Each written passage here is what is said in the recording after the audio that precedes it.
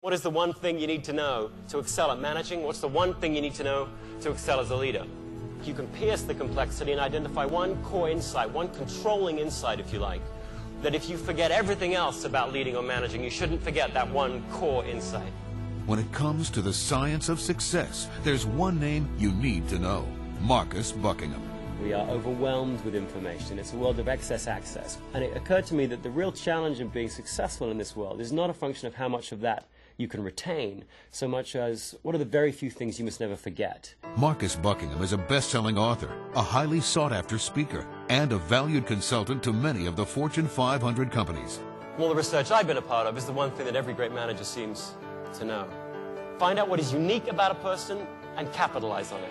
After receiving a master's degree from Cambridge University in 1987, Marcus Buckingham joined the Gallup organization, where he spent 17 years studying the world's best managers and workplaces. Now he's distilled that information into a set of key insights that is helping thousands make the leap to excellence. I want to share with you some data that suggests that although we know it's important to engage, there's a whole nother level up here. Hi, everybody. I'm going to speak to you, sir, right up there. Here's what you need to do as a leader. Be clear. Be clear. Clarity is the antidote to anxiety. So clarity is the preoccupation of the great leader. If you're nothing else as a leader, be clear. Everybody's talking about Marcus Buckingham. His revolutionary ideas have been featured in major media around the world, including Fortune, the New York Times, USA Today, and Fast Company. His numerous TV appearances include CNN, CNBC, and Good Morning America. Do you have an opportunity at your work to do what you do best every day? That's probably the best question that you can ask yourself to work out if you are in a job that fits you.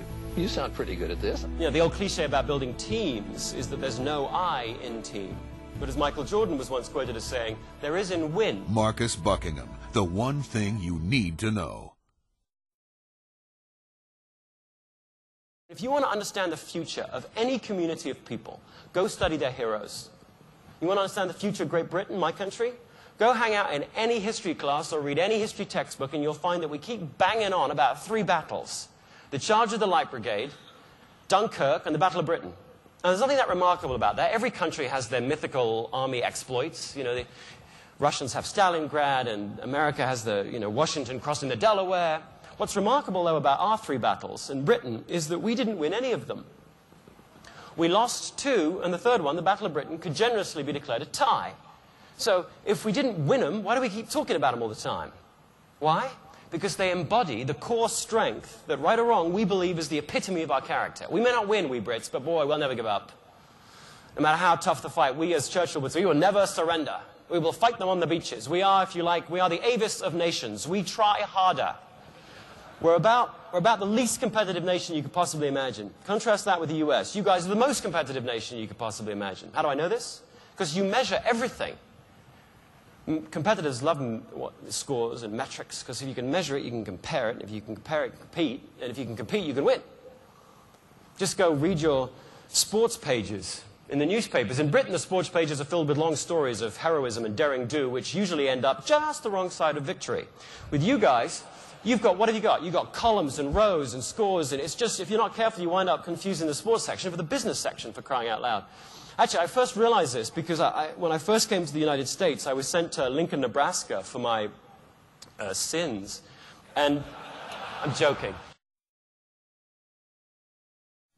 Let me just start with what I think we would probably all agree on. Regardless of whatever work you do, whether it's your spiritual work, your work at life, your work at workplaces, probably all of you would agree that if you can build the kind of organizations that find, keep, employ, engage, develop the best people, I mean, if you can really do that, not just say that, but actually execute that, then you'll have built for your organization a sustainable edge.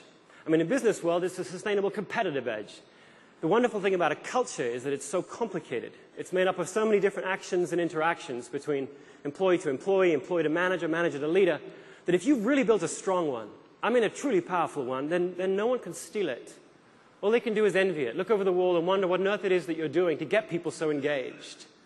With that in mind, I want to share just 2 things with you this afternoon.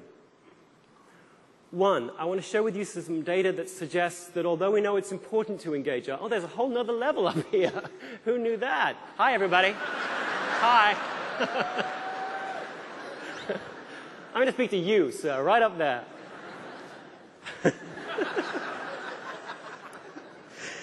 Prepare, prepare, prepare. You know, they always say that, don't they?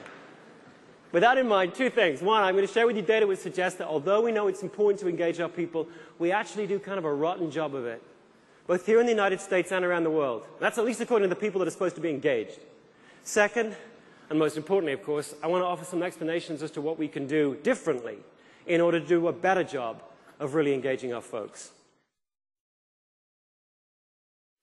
Okay, let's start with managing. Let's just first agree on what a manager does, by the way. What does a great manager do?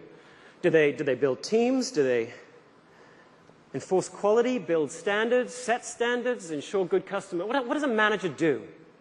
Well, from all the managers I've had the great good fortune to interview, I would distill it down to this. This is the chief responsibility of a manager. That's the job of a manager.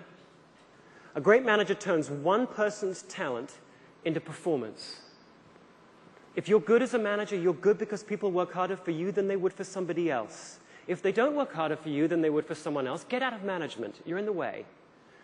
The analogy here is that a manager's job is a catalyst job.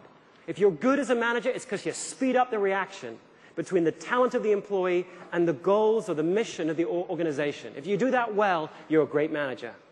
Yes, you might build good teams and you might ensure good customer service and so on, but those are outcomes. The starting point is the talent of the employee, and your thoughts, your focus is about how to set that employee up for success. What's your best day at work in the last 3 months?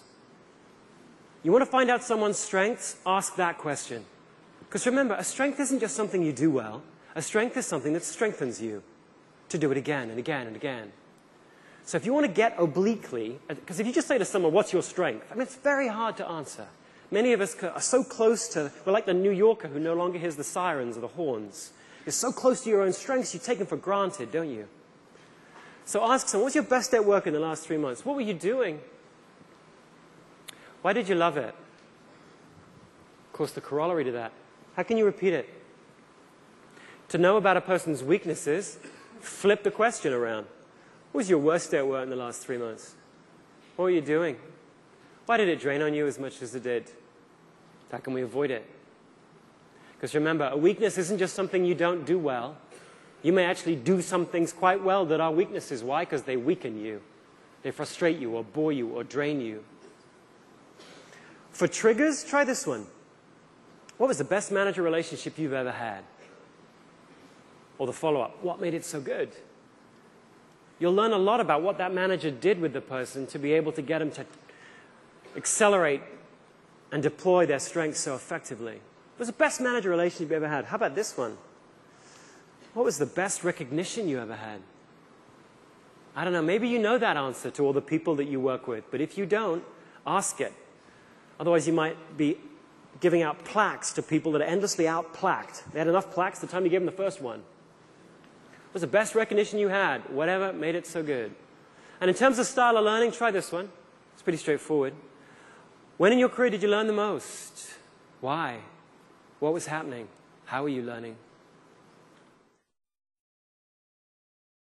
What is the chief responsibility of a leader? Do they set the values? Do they define the vision? Do they ensure the integrity of the organization? What's the job of a leader?